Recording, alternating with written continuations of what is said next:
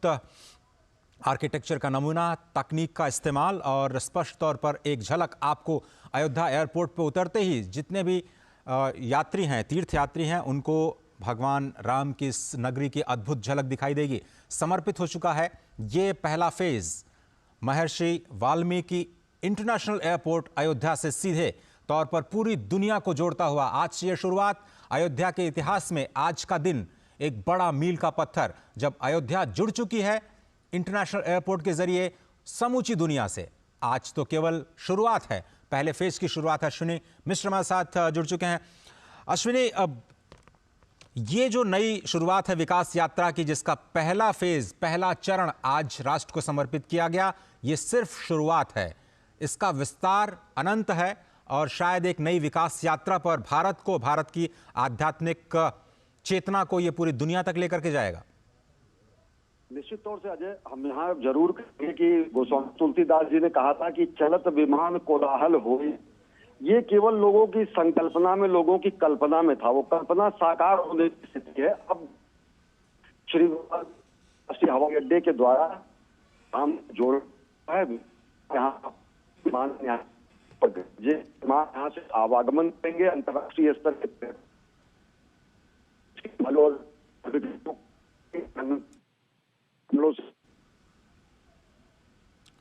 अश्विनी, आपकी आवाज मिलने में हमें थोड़ी सी दिक्कत हो रही है, हम आपसे संपर्क फिर से करने का प्रयास करते हैं। लेकिन आपको पता है कि ये जो नया एयरपोर्ट है उत्तर भारत की नागर शैली में बनाया गया है। गुजरात के स्पेशल आर्किटेक्ट टीम के द्वारा इसका निर्माण किया गया है। अद्भुत संरचना इसकी, 7 शिखरों वाला ये एयरपोर्ट इस वक्त आप देख रहे हैं।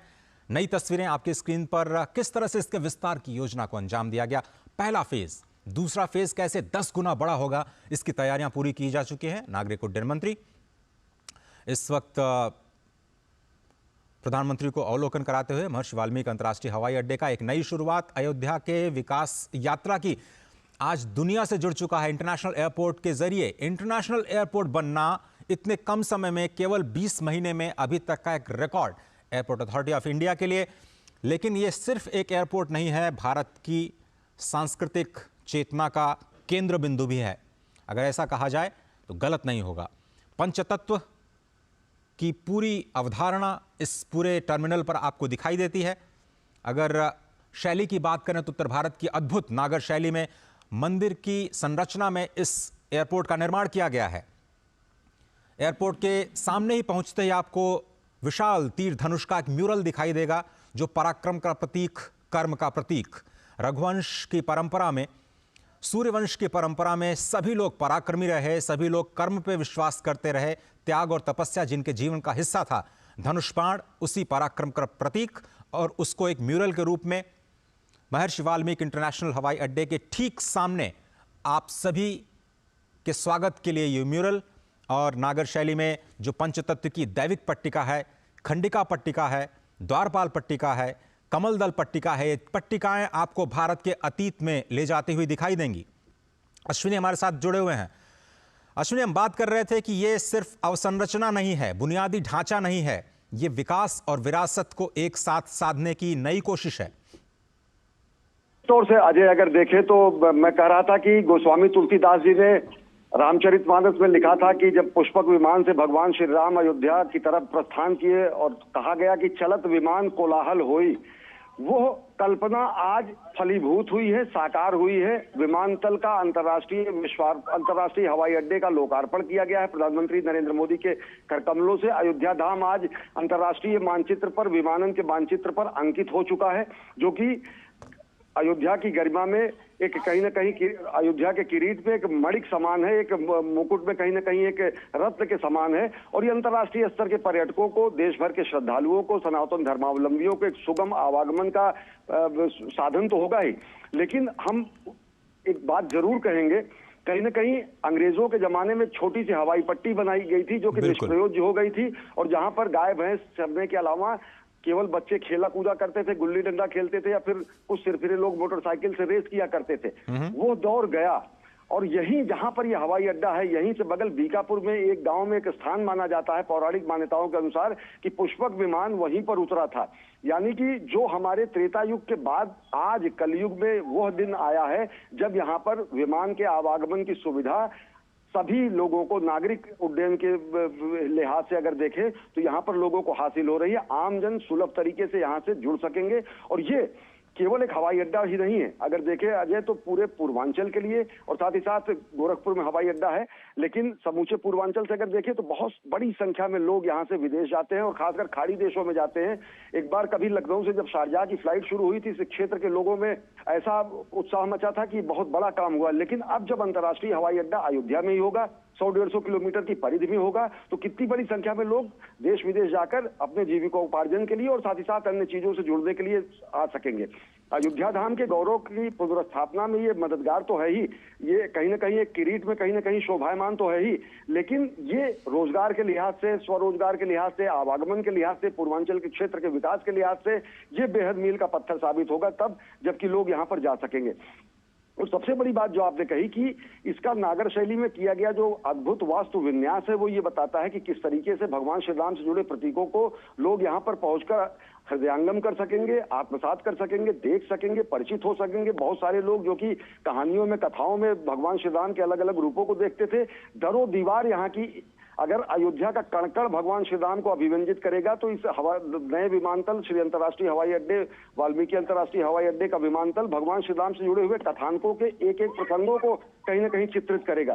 तो निश्चित तौर से भगवान श्री राम के चाहे वो प्रसंग, चाहे वो शबरी से जुड़े प्रसंग हो, चाहे भगवान वाल्मीकि महान संत शिरोमणि वाल्मीकि द्वारा रामायण की रचना की हो, और सबसे बड़ी बात तो ये कि कार्यांजलि है ऐसे महापुरुषों को जो कहीं ना कहीं नेपथ्य में डाल दिए गए थे। आज अयोध्या का वैराग्य और वैधव्य दोनों कहीं ना कहीं समाप्त हुआ और नई विकसित सुसज्जित श्रृंगारित अयोध्या दुनिया के सामने आ रही है, जो स्पष्ट करती है कि किस तरीके से हमारे सांस्कृतिक गौरव की पुनर्स्थापना के साथ साथ अयोध्या की आध्यात्मिकता को सजोकर अयोध्या को नया आधुनिक कलेवर दिया जा रहा है। और उसी का प्रमाण है ये श्री वाल्मीकि अंतर्राष्ट्रीय विमानतल, जो इसका लोकार्पण प्रधानमंत्री नरेंद्र मोदी के कर कमलों से किया गया है, जो कि आवागमन के लिहाज से और सांस्कृतिक वैभव के लिहाज से दुनिया को चकित कर देने के लिए पर्याप्त है। अजय, बिल्कुल सही कहा आपने। और ये जो महर्षि वाल्मीकि अंतर्राष्ट्रीय हवाई अड्डा है उसकी कुछ खासियतें मैं दर्शकों तक पहुंचा दूं। आर्किटेक्ट डिजाइन की बात करें तो इसको 4 स्टार रेटिंग दी गई है, one of the top ratings कही जा सकती है आर्किटेक्ट डिजाइन के लिए। ये पूरी की पूरी बिल्डिंग कार्बन न्यूट्रल है, यानी यहां पर जो तकनीक का इस्तेमाल किया गया है, प्रदूषण बिल्कुल जीरो के बराबर, जो लगातार जीरो वेस्ट की बात करते रहे हैं प्रधानमंत्री नरेंद्र मोदी, इस पूरी डिजाइन में, इस पूरे निर्माण में कार्बन न्यूट्रल रहने की कोशिश की गई, यानी प्रदूषण इससे पूरे निर्माण कार्य से बिल्कुल नहीं हुआ। पूरे 20 महीनों में इस बात का ख्याल रखा गया।